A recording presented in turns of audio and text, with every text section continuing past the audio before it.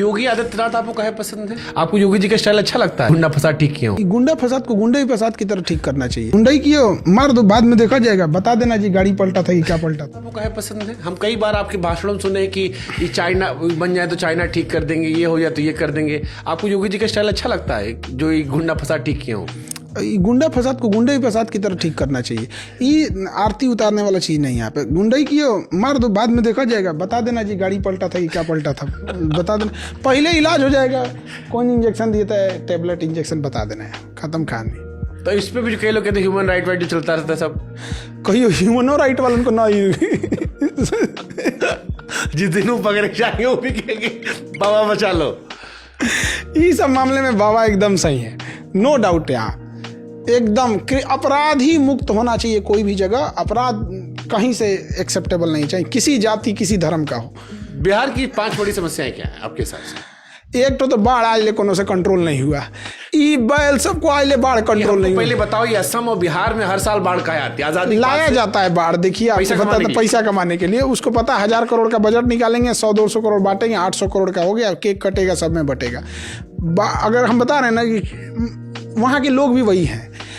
आप अपने यहाँ, हम लोग कहते हैं ना कि उस सीमांचल जो बाढ़ वाला एरिया है, कि वहाँ आप किसी नेता को घुसने ही मत दोगे। जब तक बाढ़ है तुमको घुसने नहीं देंगे। यहाँ पे घुसने ही मत दे, एकदम पूरा बाइकआउट कर देना चाहिए यहाँ पे। दूसरा, वहाँ पे एक बड़ी समस्या है, लोगों के पास पूंजी नहीं है, पैसे का अभाव है। पैसे का जब अभाव रहेगा तो आप बिजनेस नहीं कर पाएंगे। इतना पैसे का अभाव है कि 10,000 12,000 के लिए मुंबई दिल्ली जाते हैं। हाँ 10,000, अरे 10,000 में तो खुश रहते हैं, 10-12,000 में। तो एक पैसा बहुत अभाव है, तो क्या कर पाएंगे। अब जब पैसा नहीं रहेगा तो उस हिसाब से एजुकेशन नहीं मिलेगा। एजुकेशन नहीं मिलेगा तो आपके अंदर कॉन्फिडेंस नहीं आएगा। कॉन्फिडेंस नहीं आएगा तो कोई हो, जैसे मैडम आई थी, वो कहेगी तो इन लोग को बात करने नहीं बुझाता। अरे भाई, अमीर बहुत गरीबी देखा है इंसान, उसने इतना ज़्यादा गरीबी देख लिया कि एयरपोर्ट पे जाने के बाद, साफ सफाई देखने के बाद आदमी को अजीब लगने लगेगा। तो कहेगा कि गंवार गंवार नहीं भाई, गरीब आदमी है। तुम भी पहली बार एयरपोर्ट पे आए होगे तो ऐसे ही हुआ होगा। आते जाते तुम्हें कॉन्फिडेंस हो गया कि ये बोर्डिंग गेट है और यहाँ लगेज ड्रॉप करना होता है। वो इंसान उस हिसाब से जी रहा है वहाँ। तो पूंजी वगैरह भी बहुत कमी है। क्राइम जो है वो बहुत भयानक लेवल पे है। और दूसरा क्या है ना कि सजा कितना दुश्मनी लेंगे नहीं, बोलते बड़ी ज़्यादा है। मतलब एक तमाचा मारना रहेगा तो 25 हुआ आएगा, सब धुआं धुआं कर देंगे। कौन है यहाँ पे, 1-2 तमाचा मार के चल जाएगा, और फिर ई जाएगा तो उसको मारेगा। भाई इतना हल्ला काहे कर रहा था? अरे आप क्या तो अस्पताल में को दिखाने हो कूट देते हैं, आजकल बड़ा खबर वायरल हो रहा है। अस्पताल मतलब अस्पताल में PMCH कहाँ, बड़ा रोज हर दिन तो हर चौथे दिन खबर पढ़ते रहते हैं हम। अच्छा PM से पाप, उसमें आप एक बार इलाज कराने चले जाइएगा ना तो आपका हिम्मत कांप जाएगा। हम जमीन पे लेटे हुए आदमी को देखे हैं और उस पे उसका अटेंडेंट ऐसे पानी लेके चढ़ा था, उसको पानी चढ़ रहा। अरे हम खबर पढ़े चूहा नाखून खा गया भाई, हमारा दिमाग खुद खराब हुआ हम कैसा। अच्छा, चूहा नाखून खा गया ना तो एक बार हमको ये भी नहीं समझ में आता है, जिसका मरीज था उसका अटेंडेंटवा कहाँ गया था, ये भी तो देखिए।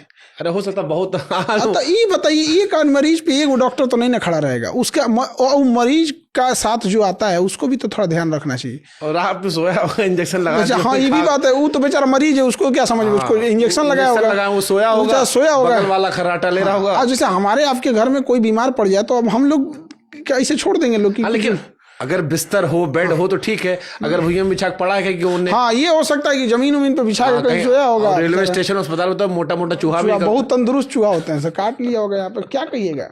तो बहुत ही सबकी समस्या है। और एक और भी खराबी है ना कि आप वहाँ किसी एक आदमी का पूरा नाम बताइएगा, बता देगा कि किसको वोट देगा ये।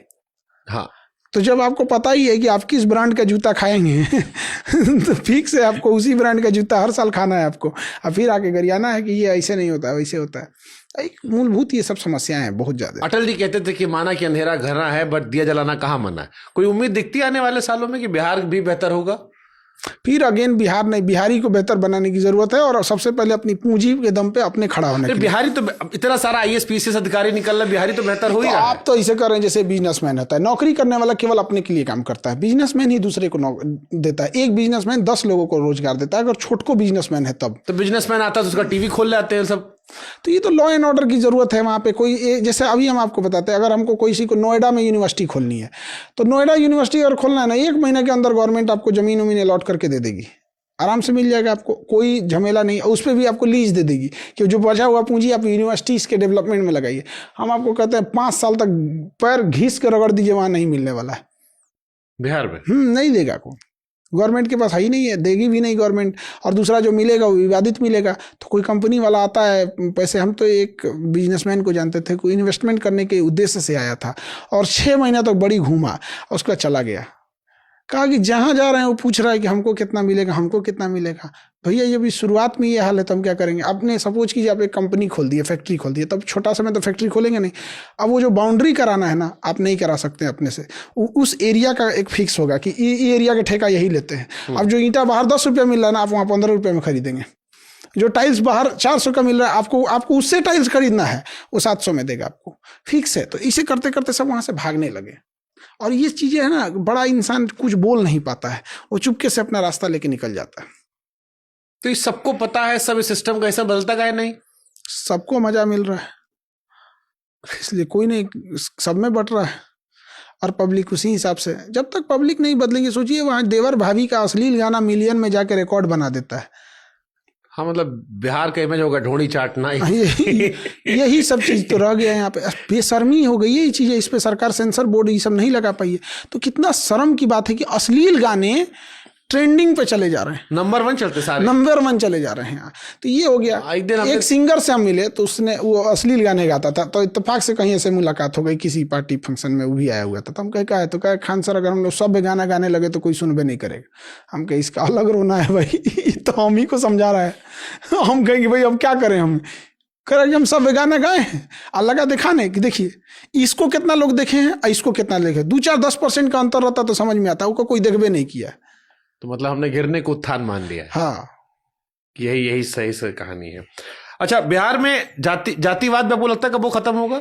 जात पात खत्म क्यों नहीं हो जाएगा? एजुकेशन अभी देखे क्या है ना, जो समाज में ना जो एक 20-25% लोग होते हैं वो हमेशा प्रोग्रेसिव सोच के होते हैं, बट उनकी जनसंख्या बड़ा धीमी गति से बढ़ रही होती है।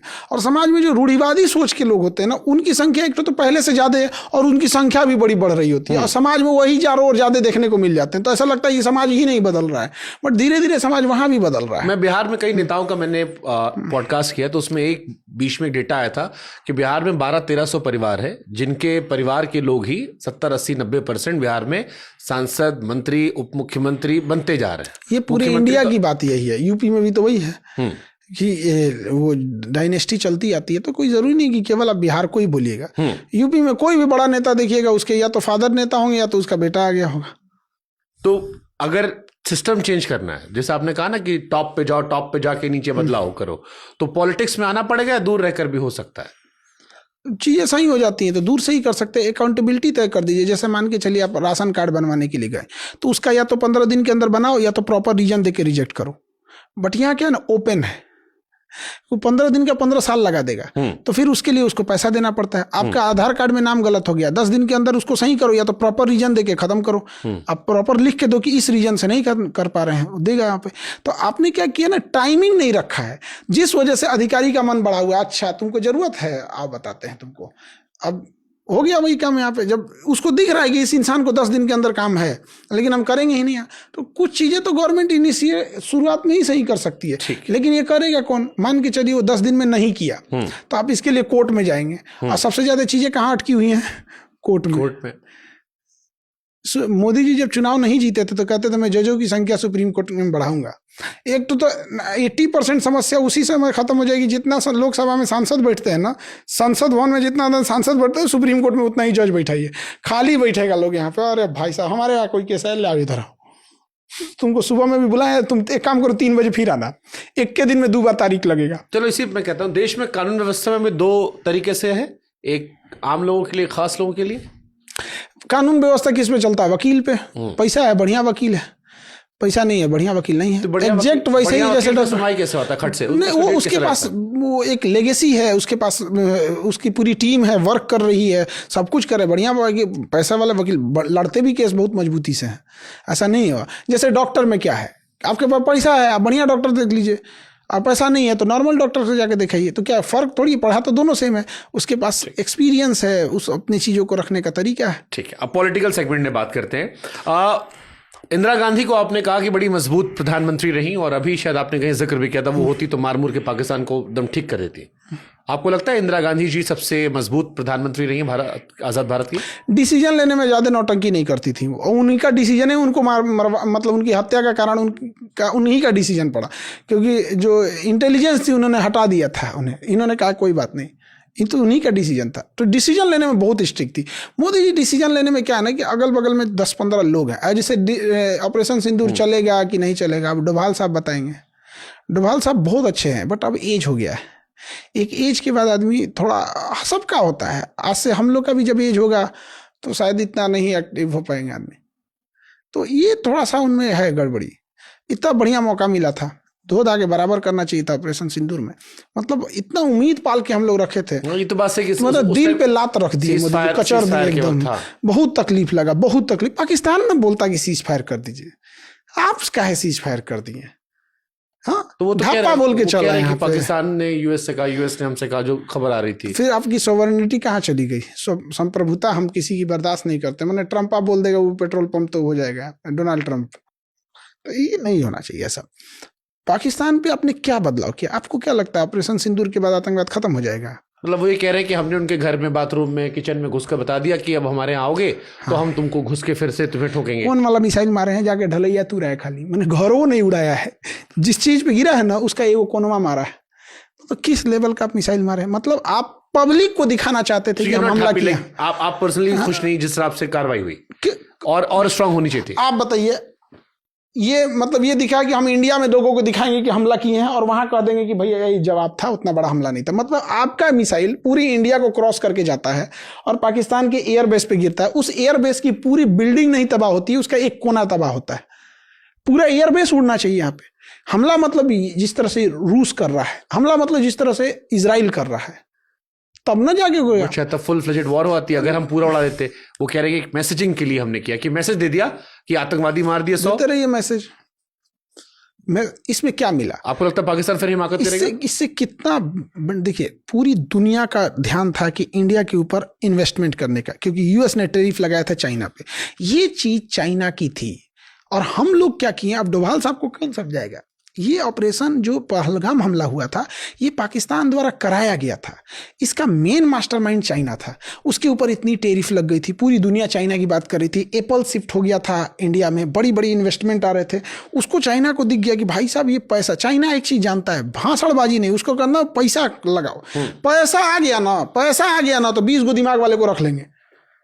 अब पैसा नहीं है ना तो अपनो दिमाग काम नहीं करेगा। सही बात है। तो चाइना का सीधा सिंपल है, हम लोग भाषणबाजी की, सस्टेनेबल डेवलपमेंट, एजुकेशन, तो ये तो इसके लिए भाषणबाजी रहने दो। यहाँ पे पैसा रहेगा, अपना फर्स्ट क्लास सेक्रेटरी रख लेना। यहाँ पे प्रधानमंत्री के पास पावर है, पैसा है, बड़े बड़े आईएएस अधिकारी एक्सपीरियंस लेके उनके पीछे रहते हैं, यहाँ पे काम कर रहे होते हैं। यहाँ पे चाइना ने यही काम कर दिया। चाइना का ड्रोन टेस्ट हो गया, चाइना का मिसाइल टेस्ट हो गया, चाइना का रडार टेस्ट हो गया, और चाइना ने यह भी टेस्ट हो गया कि भारत जब हमला करेगा तो किस तरह की मिसाइल और किस तरह का एयरफोर्स लेके आएगा।